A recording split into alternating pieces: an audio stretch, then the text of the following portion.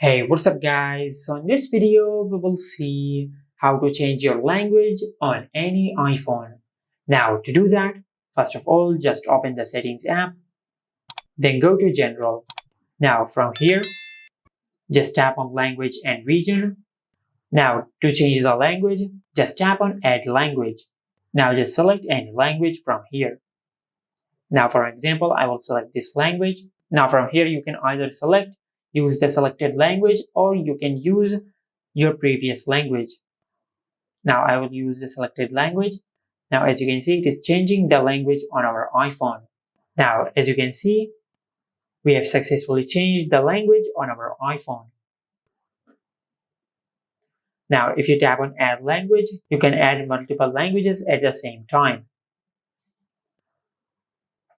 And you can change between the selected languages by just dragging the selected language to the top from the three lines over here. Now just tap on continue.